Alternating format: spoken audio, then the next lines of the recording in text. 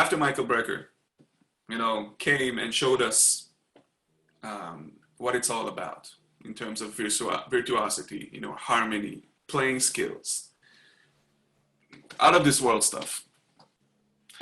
I heard you, and that's the first time I came across somebody who plays dynamical on an EWI. And to my perception, the way that I heard you play was that it came from sound to playing rather than playing with a sound.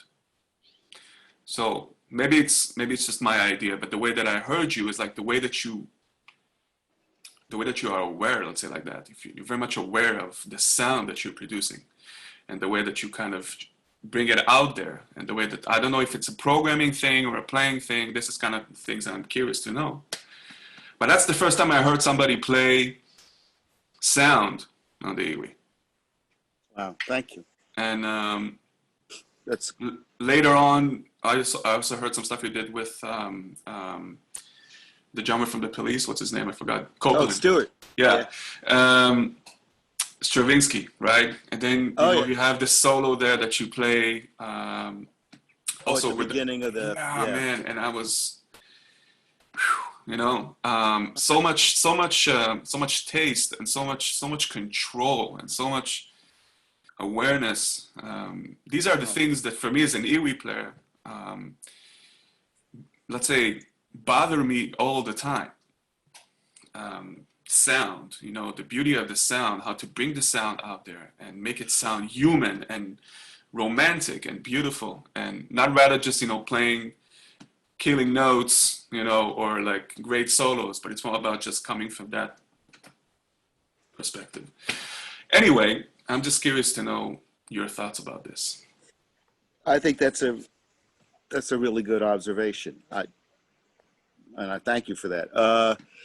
For me, I was a trumpet player, and I certainly had my fill of doing a lot of gigs, like at the Baked Potato. I had, even before that, I have a lot of music with me playing trumpet and flugelhorn. I did sessions on that, but it's about the sound with me more than the notes, because I was never up. It's about the sound.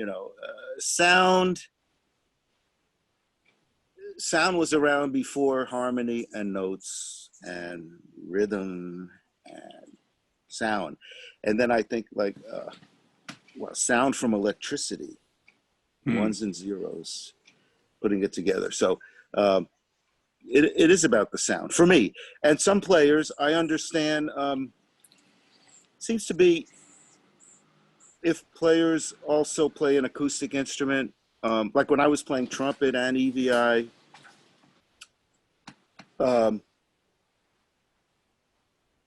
it was almost like the EWI was a double, like I play trumpet. Oh, you want me to play a little of this? Okay. But then as I got more into sound, I moved away from playing the trumpet. I feel like playing the trumpet led me to the EWI. I'm not and sax players they could double, they could play clarinet, flute, everything. And if they pick up the EWI to play a sound that, came with, in the Akai box, or Matt Traum, patches, which it's great. Matt does a great job. He does. With sound. But I have to play my own sound. I have to make my own. I just feel like that. So that's what I got into. It's about, it could be a simple sound. It could be a simple sound too. Yeah. But it's got to be something that I feel. So, but then there are players that, some of my friends that play, they go, I don't have the time to get into sound. I do this. I just want to pick it up and play it and have fun. That like a horn, and that's okay too. It's so wide open, the whole thing, that you could do whatever you want. It's like, yeah, of course. The sound could be on the EWI. It could be a simple sound, but if the landscape around it is very soundy and complex, then that works. Or it could be just a trio, and then the EWI sound could be complex. It's all whatever. But the sound is important. The filter is key. The filter. Controlling the filter, in my head too, Right. I think also we're at a point now where filters seem to be polarizing the whole world. Filters, I believe this. So, no, I believe in sound. I believe in sound. No, Totally. yeah. 100%. So well, thank you for picking up on that. I tended to spend more time on sound than shedding, playing notes, more on Right. sound. That's only a certain amount of time. And maybe that's because I was involved in playing on movies and visual. Visual is more important to me than, maybe the most important. Some of the musicians that come to mind, since I'm a trumpet player, just to throw out, you can cut out what you want. I have European trumpet players, Arve Henriksen, trumpet, John Hassell, trumpet, Tomasz Stanko, trumpet. I know I'm leaving out that French guy, Eric Truffaz. Oh, yeah. But Arve Henriksen really, and John Hassell that's the guy. That's the guy. When I heard an album in, oh gosh, I don't know if I had been playing the EVI or it was mid-'80s. So I had the EVI, but never dreamed of what I heard. John Hassell, Power Spot, that album on ECM, produced by Daniel Lenoir and Brian Eno on ECM. John Hassell, Power Spot. Okay. Where he was playing through the harmonizer, playing the trumpet through the harmonizer. Before I heard Michael or anything, I heard that trumpet, in open fourths or, sus or whatever. I heard that and go, wow, to pick up a monophonic instrument like a trumpet, play through a harmonizer, sound. And I said, I got to do this with the EVI, but it was before I had the expander. I just had a Krumar, right? With, sawtooth and a. So then I knew Michael had I didn't know Michael.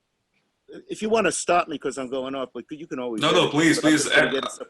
So that sound, John Hassell, Power Spot, that really had an effect on me, and to this day, I just that whole concept of sound, not the notes so much, but or the note. That's why Wayne Shorter, sound, right? B.B. King, sound. It was sound. Just there's a great Joe Lovano. There's a thing, music from our living rooms. When COVID started, these musicians were getting together from their living rooms and talking. And Joe Lovano, tried to find the one, he does a music lesson and he says, it's sound. You don't have to go any further. Just listen to Miles Davis. It's sound. Absolutely. Okay. But absolutely. So I heard Power Spot and I got an expander. It was in like 1986. Yes, it was 1986. I got my MIDI box. So I had the expander for about a year before. And I pretty much erased almost everything from the expander, the factory patches, and started making my own sounds. Starting with a template. Start with a template. You got to have, so you have that whole thing set up, and whatever sound you put in there, you want it to respond the same way.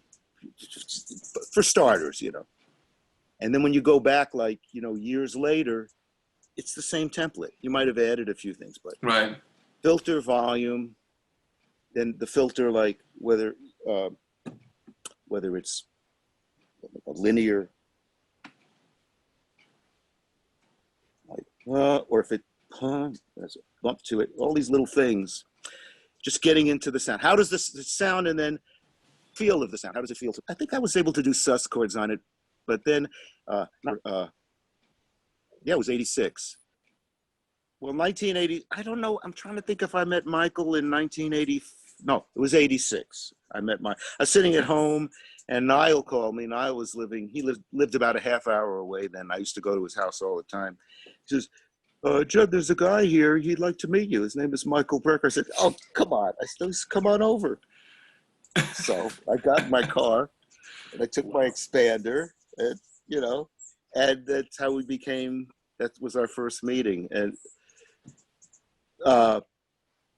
when we became very good friends, and it was later in that year, probably. Oh, so I met him, and I drove him back to his hotel. He was staying in Beverly Hills, and then I didn't hear from him for a few months, and then out of the blue, like maybe in June, a few months later, he called. He says, "Hey,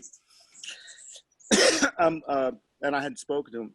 I'm going to be doing my first album, and I'd like you to, you know, you're going to be in New York." And at the time, I was seeing, I was friends with a woman who lived in New York, Mm-hmm. and you know, back then it was safe to get on a plane and just go. So I went in, and we hung, and that's, you know, and he had his, and he says, "So I'm thinking, you know, I'm going to do this tune here, like Original Ray's." Right. And, you know, Original Ray's, the name, you know, because Ray's is a pizza place in New York. Ray's Pizza. I didn't know that. Yeah. That's it. So Ray's is a pizza place in New York.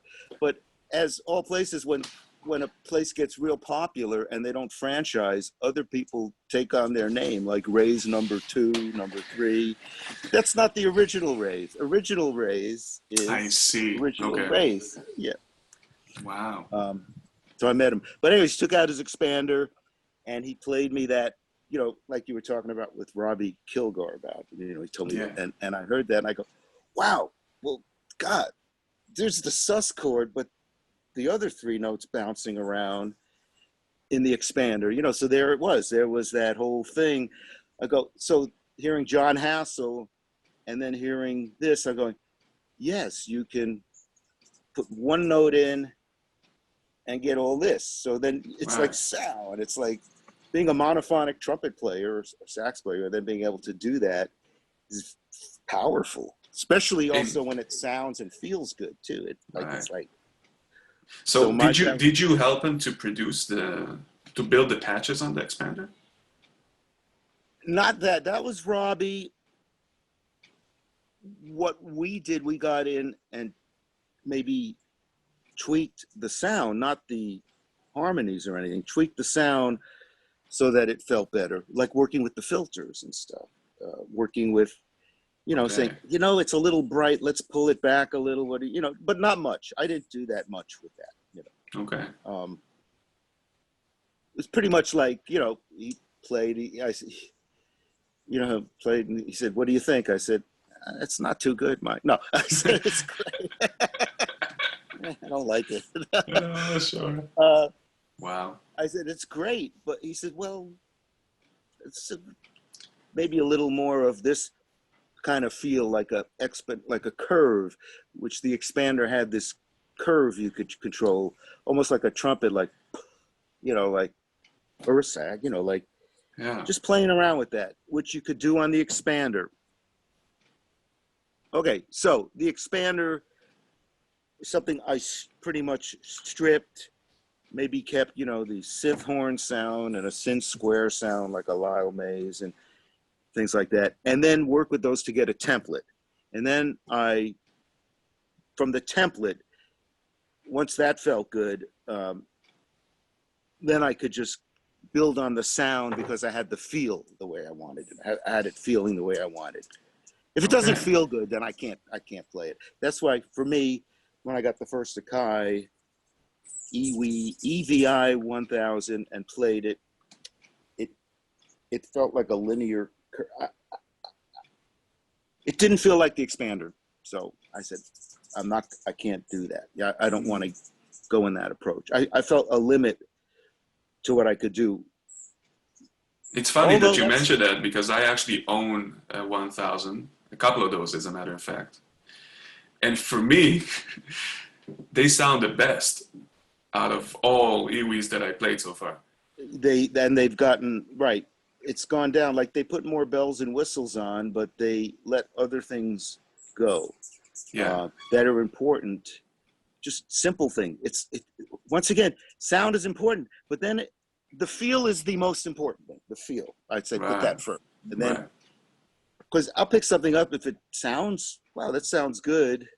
There's software out there that just sounds great, and people say, why don't you just, you know, put your trick to the filter and to this and that, you know, to the filter and the volume and play that. It's a great sound.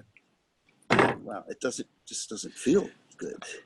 I'm curious to ask because, you know, I think that programming for EWI is seems to be a challenge. There's many things you have to take in mind while you do that.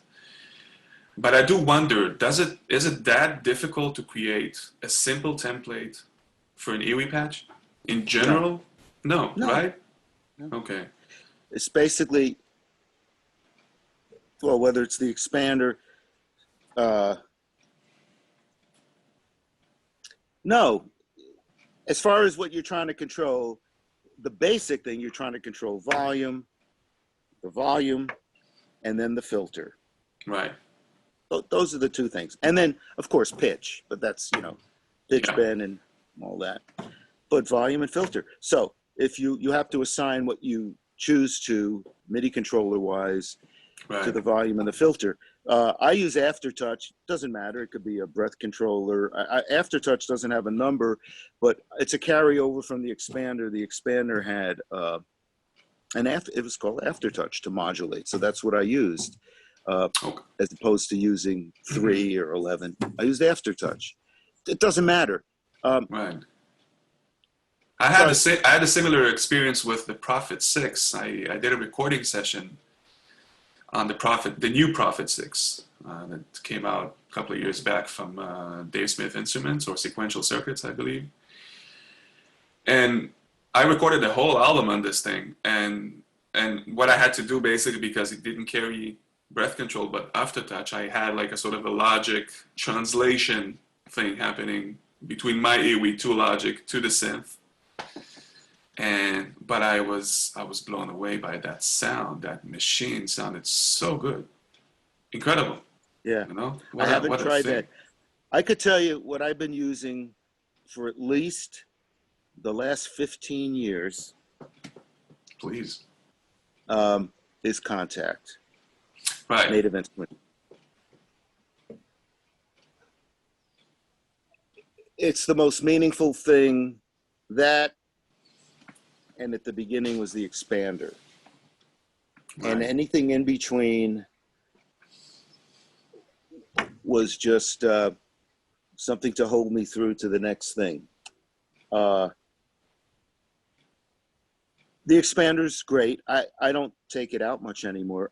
Do you still play it? Yeah, I could take it out and play it now, but I don't. No, I don't, because there gets a point where for logistics and practicality, right? How much stuff do you want to bring to a gig? Do you want to bring an expander? Of course. I used to have. I'll send you some. I have photos of what I took. Oh, the albums you also have to check out if you missed them. John Abercrombie, Animato.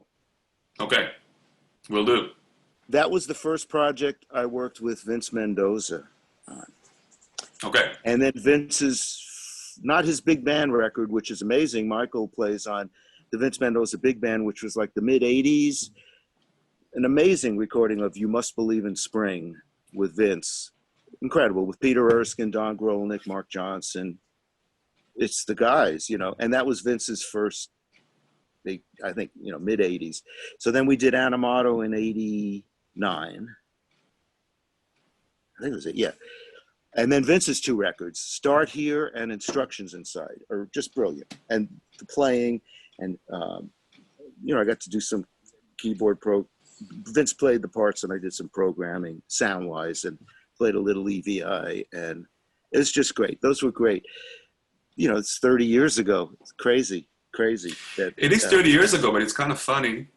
Well, I don't know if it's funny, but, you know, at least for me as a listener, how still the things that were made back in the day by you and Michael and you know, that music, that sound, these sounds still top anything else, quality-wise, I'm talking about. Maybe it's a personal perspective, I don't know. It's the still sound. top. Yeah. You know, everything else that came after it, you know. Yeah, listening to Joe Zawinul then, listening to Herbie Hancock, Chick Corea then. Yeah. the world's just become a lot more complex with interconnectivity and just more sounds and more choices and stuff.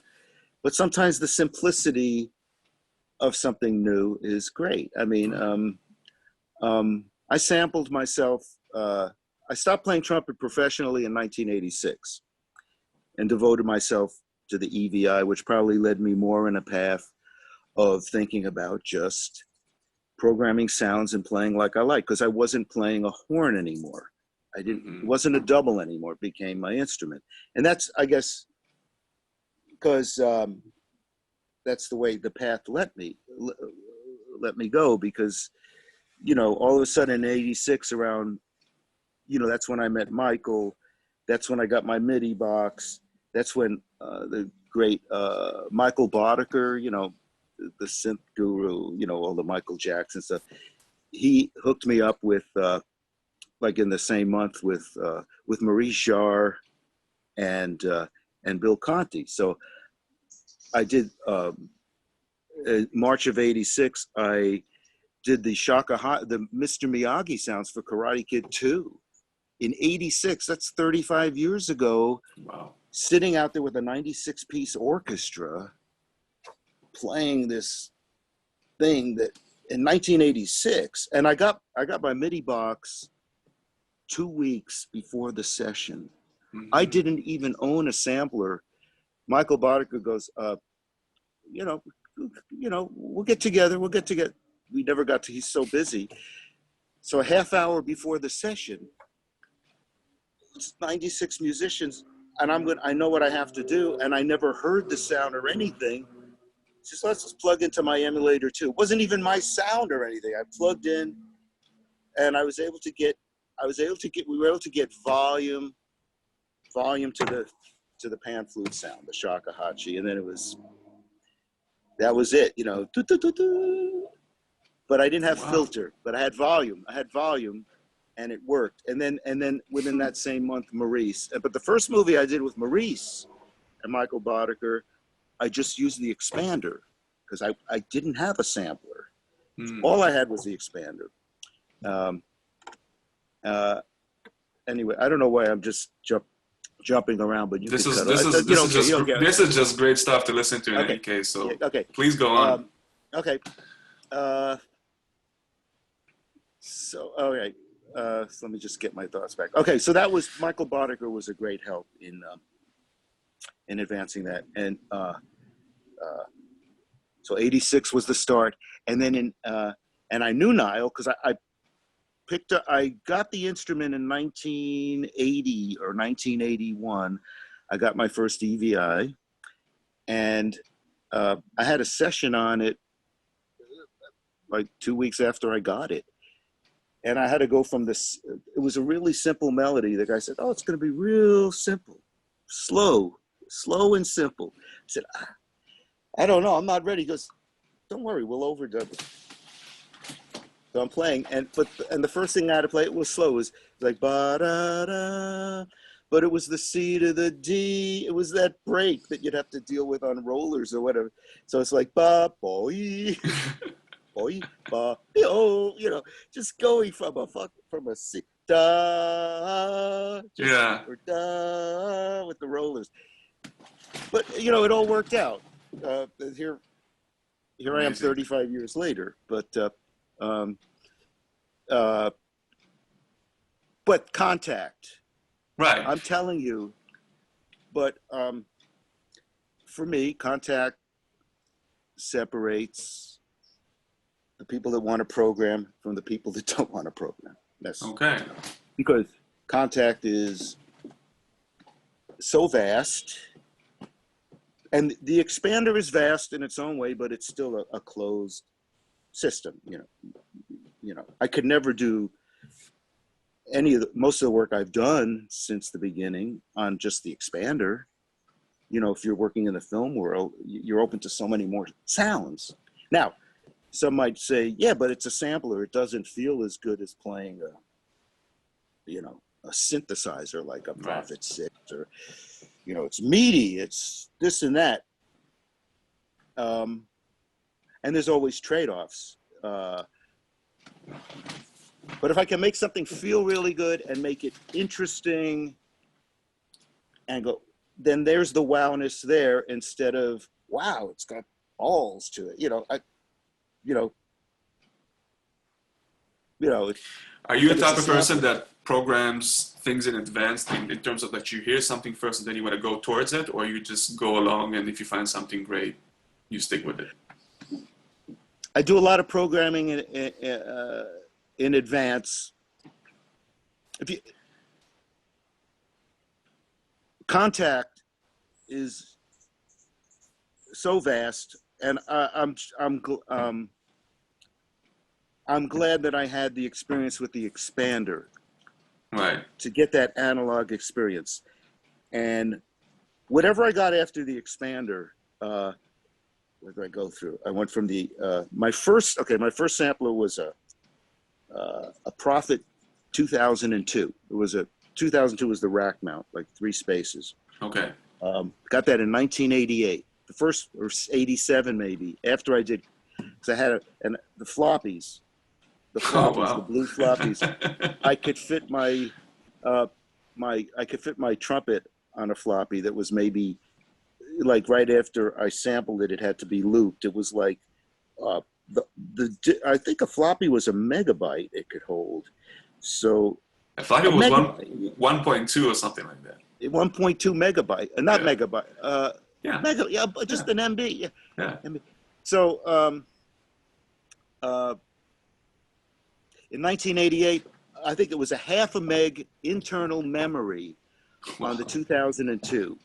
And I had it upgraded to a meg, not a gig, a meg, for $500. Wow. A megabyte. So now I could have 2 sounds putting the disc in. My trumpet and my flugelhorn. Oh, wow. Both condensed to a megabyte. Now, and then, being really careful, having to loop like at one cycle, like bow, and you're already, it's almost like a waveform. And then, okay, so I went from that to the Akai 1000, S1000. Right. Which, had really bad response on the filter. It zippered. So I had the expander. I sent it up to San Francisco. There's a company called Oddernmart, Oddernmart, Oddernmart. They put, I had 2 expanders. I sold one. I still have one. They both had this mod. On the back, they added 6 jacks. Do you know about this, or am I? Okay. Not really. But, okay, good. So no, if you want me to, I'm just enjoying talking about this. And if you know about it, say, just go like move on or whatever. I don't care, because I just could talk. No, please continue. Please continue.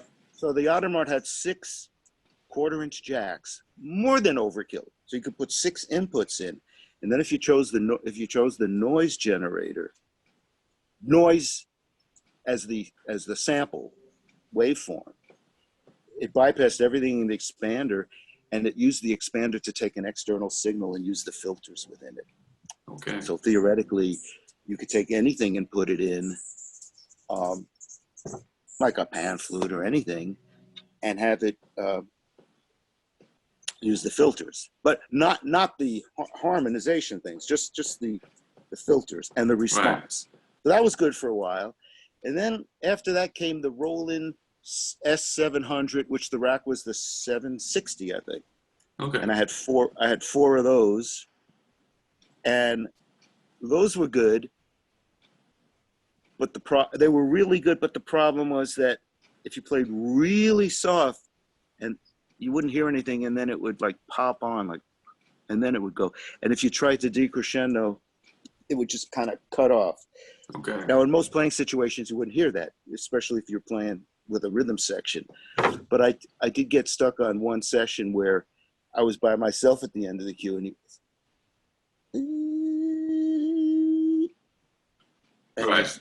the composer said, "No, could you make it?" I couldn't. So nothing was ever good enough. Nothing was perfect. And from the 760 to the Giga Studio, and with that, all my sounds, translating them. And finally, I'd say 17 years ago, Contact. And Right. that's it. That's the last. I'm not being pessimistic. I hope being optimistic. That's the last sampler I'll ever use. Okay. Because, I have a lot of difficulties using VSTs in general. For me, hardware is still the thing. I tried many softwares and plugins, and I still come back to my Oberheim Matrix 1000, and I use also the Dave Smith Evolver, that small blue box thing, as my main analog synths, together with some effects and stuff like that comes through that. But and I use the internal sounds on the 4000 from Matt, which I love them. And Matt does a great job. Yeah, absolutely, 100%. Yeah. And then when it comes to VSTs, I have some experience with them, but I never managed as a player in a playing situation to make them sound so expressive as my analog gear. There's one sampler that I found recently developed by a Belgian guy close to Ghent, in between Brussels and Ghent. His sample is called Respiro, Respiro. Yeah. Mm-hmm. Yes, Respiro. Yes, I think I've tried that. It's kind of modeling. Is it sample modeling? Sample model, exactly. It's basically the whole idea of the VL70M from Yamaha, but just in a software. Or like you heard of the SWAM engine, SWAM. Right. Have you ever played Contact? I tried, but to be honest, I don't have enough experience with it. Well, I'll send you a. I have no problem sending you a simple template. What would it be set for Aftertouch or for what? It doesn't matter, Doesn't matter. Just tell me what. Just tell me how it is, and I'll like try a clarinet sound. Even, some of the greatest sounds that were made were not made for Contact. They were made for the Akai S1000 or something. You talk about sounds from the past. Some of the ProSonus strings and all that. They've also gotten into lately, these companies, of trying to make sounds more realistic samples. And then when they do that, they don't sound that realistic when you're soloing with them. Correct. As opposed to using something that's not so realistic that your mind is going, wow, what is that? It's so beautiful, I'm so happy that you're saying this, because this is something that I've always been thinking about. Like Niall says, the like instrument. The what? The like instrument. Yes. Yeah. And absolutely. that approach is also an approach which, for me, is also a thing, that I'm very much aware of when I play the EWI. Yeah, I mean, sometimes to not have an instrument sampled at every note is like, to have it. In any case, what I wanted to mention is that maybe, in other words, my idea of it, when people always ask me about how I approach the EWI, I always like to say I play a hybrid instrument. So it carries from both worlds. It is like an acoustical instrument, but it also carries a lot of analog synthy qualities. So when people hear you play it, they don't exactly recognize what the sound is, because it's not so defined. But that particular undefinition, let's say like that, that's kind of where the beauty lies when you play the EWI. The undefinition also of taking an instrument that, is sampled here, but then, stretching the samples. Right. Like, so if you're playing a C, actually playing maybe an E or an E flat that sounds like a C, like stretching it down. Now you're playing like an acoustic instrument. It's in like slow motion or something. It's like, right. Oh, what is that? You know, or taking out a lot of the every note samples and stretching them so that it's just a few. It has a much colder sound, maybe a more colder, lonely visual. There's not a lot of visual in having just something that sounds like a trumpet because it's sampled at every note. Okay, that's great, but that's not why I play the instrument. You know, I don't play it to sound like a trumpet. Obviously, yeah. You know, but to sound like something different, or to sound like, how can I get this to sound like somebody I might really, you know, that I've listened to their sound, like a John Hassell or a Lyle Mays or a Toots Thielmans, you know, Right. and just redo it in my own way and maybe add something else.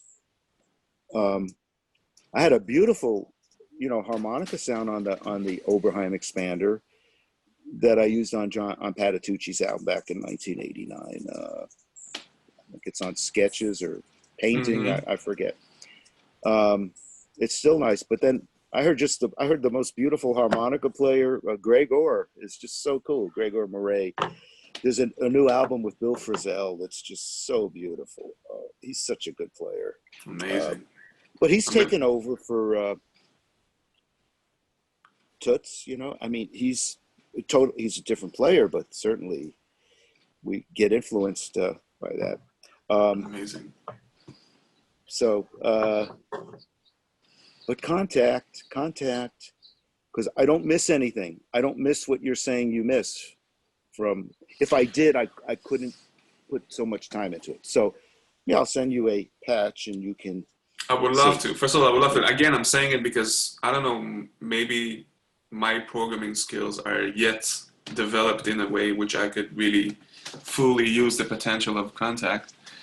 I do manage to. I'm much more happy programming analog gear. It's just much more raw, I would say, and much more different every time I play it than using VSTs. And, you know, to my ears, it just sounds much more alive, much more warm. But then again, you know, I would love to try it. Let's see. I know there's a lot of players, you know, that play VSTs. I mean, you play VSTs, and I know that a lot of other players play VSTs. And they sound great on it. So it's really a difference between sample versus analog. To me, I mean, I would think that what I had on the floppy disk for the Prophet 2002 was still a sample. It's still ones and zeros, as VSTs are ones and zeros, and an analog synth is not. It doesn't appear to be ones and zeros. To be like really all connected, like. Right. But I don't know what the difference would be between, an Akai S1000 or playing Contact. I mean, the Akai S1000 was really a computer also that was playing bits. It's a question of Seamus is really into hardware too, you know, and certainly it sounds different. And it feels different, and it might feel more alive in the moment. Right. But if one is not going to get into sampling and the potential for other sounds, I don't see how they're going to have much of a career in playing on movies or TV shows, because it's about sound in that way, the way it's presented, how the ear's hearing it. You know, there's a lot you could do with analog stuff, but my opinion is there's nowhere near what you could do with a sampler. One of the things that I do in the Conservatory of Amsterdam is I give EWI skills class. No, tell me about yourself, please. A little your. Okay, so I'll tell you. Okay. Go ahead. So first of all, born and raised in Israel, I come from a musical family. My entrance into jazz was through a lot of electronic music, being born in the 80s, and the fact that both of my parents were keyboardists, sorry. So a lot of music that was around was music from Weather Report and Chicory and Herbie and all this kind of stuff. So I grew up listening to this music as a small child. And I was always drawn to it without even understanding what it was. So that was kind of my way into music. I picked up the saxophone because my brother played saxophone. He stopped. I took it over, got into saxophone, and then I went and I took lessons with somewhat of a person that I call him my musical guru. His name is Eli Benokot, Eli Benokot, if you would pronounce it in Hebrew. So again, I grew up listening to a lot of keyboard music, and my father was also an organ player, so I did a lot of, we played together, and I was very much into keyboard world. Picked up the saxophone, and then and then of course, I got acquainted with Michael Brecker, and I heard that music, and I was very much into his music, and then through him, I understood there's this thing called EWI, and then later on, I went and I studied with this teacher that became a huge influence on me. And he always talked about you as a sort of a role model for EWI. And that's why I got to know your name from as well. So, and then I studied with him many years. When I went to study in Amsterdam, because back in the day I could not afford to study in the States. I just didn't have the money. So there's a school here. Okay, so you were living in Israel. You came to study in Amsterdam. Right. Okay, yeah. And when I came to study in Amsterdam, I did my bachelor's here because it's a school in English. So it was just an easy way to kind of go to a different country, speak English. Did my bachelor's, and then when I came to my master's, I stayed over for my master's, and in your master's, basically, you have to have a sort of a research topic in order to have your degree. So when I was thinking about what's going to be my project, what's going to be my research, so I kind of find out, that saxophone maybe doesn't cut it for me anymore. I need to rethink again where I want to go. And my answer was very clear. It was the EWI, because I love Brecker, I love that stuff, and also, to be honest, I'm even more into Zawinul and Chick, than any other one else. They're actually my inspiration for the EWI. So the language, the way that they play, the way that they approach tones, synthesis, you know what I'm talking about. This whole thing, just for me, still is my biggest inspiration on how to play the language of the EWI. And this is something that's been always occupying my brain, is how can I play that language of sound rather than the language of notes. So I made my research on the EWI, and I came up actually with a certain of a kind of an inspirational method, I would say, by now, where I basically expose a lot of players, woodwind players, to this instrument and its and its capabilities, just to kind of, hey guys, this is what I do with it. I can show you a bunch of things, how to, what you can do with the EWI. Maybe it will inspire you to pick it up and do something with it later. Maybe it doesn't. Maybe it will be a great side tool for your, for your growth as a musician. Yeah, I don't know. whatever you want to, yes. And this is basically what I've been doing since 2012. So that's the class you teach? I teach classical or jazz master students, and they come from one semester. I also got an endorsement from Akai in Germany because they're close by, and I got instruments to the school, so every student that comes over can have an EWI in his hand to take it for the rest of the semester. And I just give him sort of private lessons on EWI as a sort of a secondary or even a third. You're the only person I know that does that, that's for sure. Yeah. Wow.